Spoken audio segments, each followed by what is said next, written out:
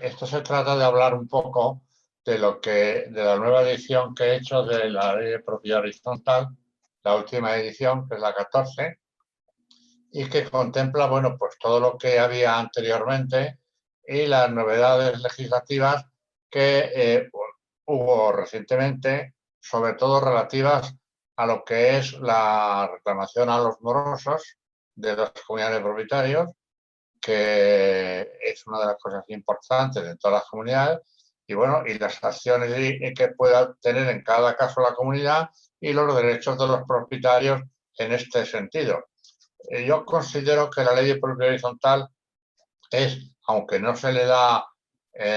no sé, la importancia que tiene, es la fundamental en las relaciones humanas y jurídicas entre la mayoría de los españoles que viven en una casa que está constituida como comunidad de propietarios, porque comparten, por ejemplo, la calefacción, la limpieza, etcétera, etcétera, etcétera. Y entonces,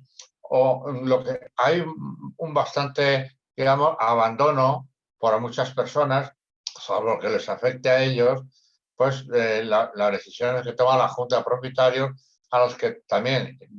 insisto, desgraciadamente, no asisten en la mayoría de los casos nada más que una minoría de propietarios. Pero lo que es cierto es que es la casa donde vivimos, donde tenemos derechos y donde tenemos obligaciones, que estas últimas hay que cumplir, porque parece ser que el único que interesa a una persona que tiene un piso en propiedad es, digamos, que le hagan las cosas, pero él aportar lo menos posible. Esto no puede ser así, y entonces la comunidad de propietarios es la que, por lo menos y de forma obligada, tiene que hacer una reunión al año para plantear el tema económico y cambiar de presidente, bueno, de junta directiva, o ratificar y tomar en consideración todos los temas que hay en la comunidad de propietarios,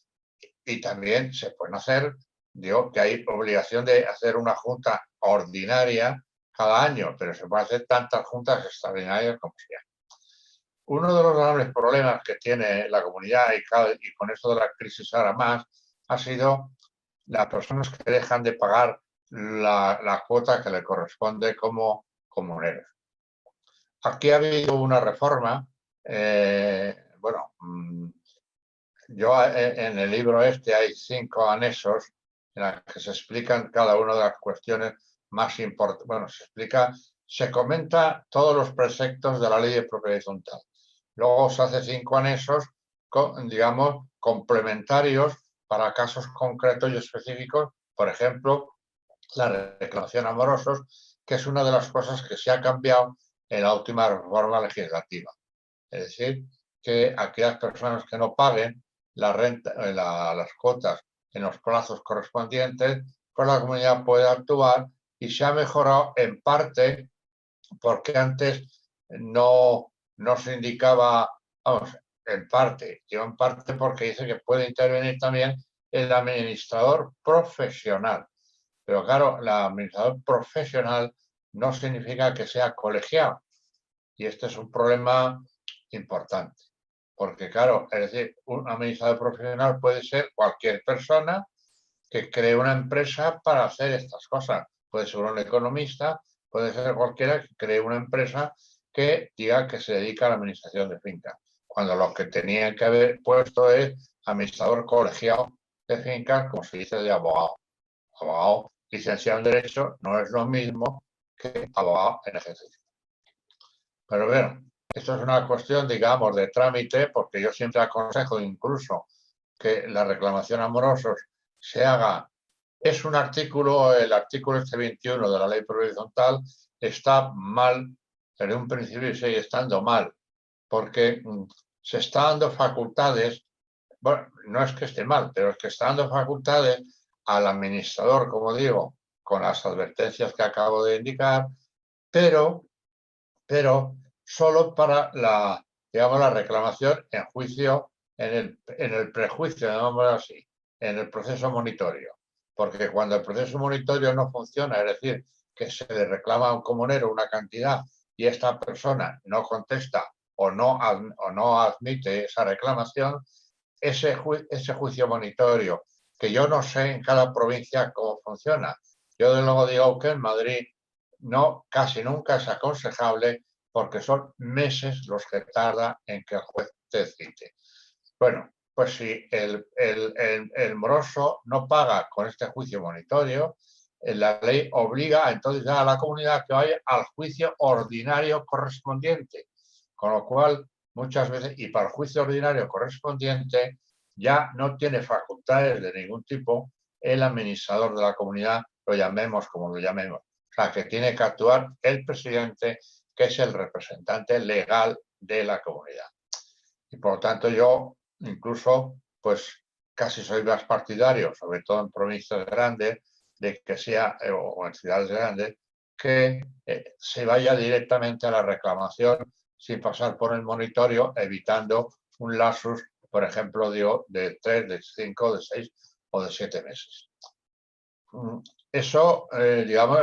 estoy hablando cuando haya comuneros que no paguen, pero la comunidad de propietarios lo que tiene que buscar en sí mismo, y eso es la ley, y eso es lo que yo trato de explicar en la mayoría de los preceptos, es que hay unos elementos comunes que todos tienen derecho a utilizar, pero que desde luego también tienen obligación de cuidar,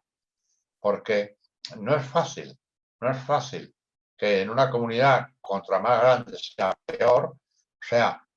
30, 40, 60, 80 personas, digamos, tengan el mismo criterio sobre determinadas cuestiones. Entonces, la ley lo que intenta hacer, y yo lo que explico cómo hacerlo, en esta 14 edición, que yo creo que de propiedad horizontal nadie ha hecho tantas ediciones en este sentido, y me alegro que CODES sea la última que lo haga, y espero que sea no la última vez. La última vez no, porque seguro que habrá cambios en la ley de propiedad horizontal cuando después de las elecciones o esto, o no. Si no lo hay, pues con esto ya es bastante. Pero vamos, es posible que lo haya, como digo, y entonces habría que hacer las rectificaciones correspondientes. Pero lo que el libro trata es la situación actual. Y como digo, se basa en todos los preceptos que hay importantes. Por ejemplo, los que están incapacitados o invalidez a efectos de que tengan derecho a exigir, por ejemplo, la colocación de unos sistemas que le permitan el acceder a la finca, sean caros, sean baratos, etcétera, con la obligación de pagar una parte importante por todos los propietarios. En fin, son cuestiones, como digo, de convivencia, pero que en muchas comunidades, no sé si en muchas o en pocas, funcionan perfectamente sin tener que utilizar,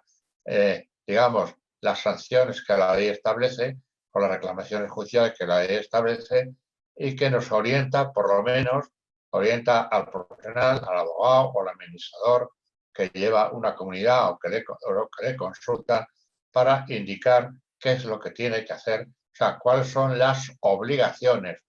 Primero las obligaciones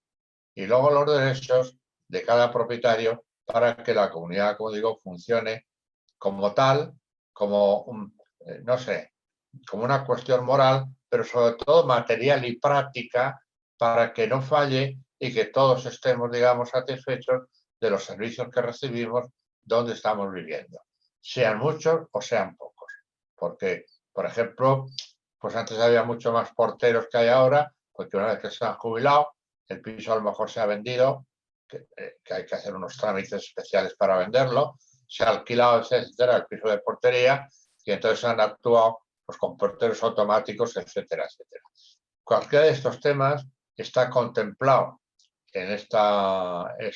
14 edición de la ley horizontal para que tanto los profesionales, sobre todo que son, como digo, pueden ser abogados o administradores de fincas, sobre todo estos últimos, pues puedan comprobar qué es lo que hay que hacer, aunque en la práctica imagino que lo saben, pero lo que es cierto es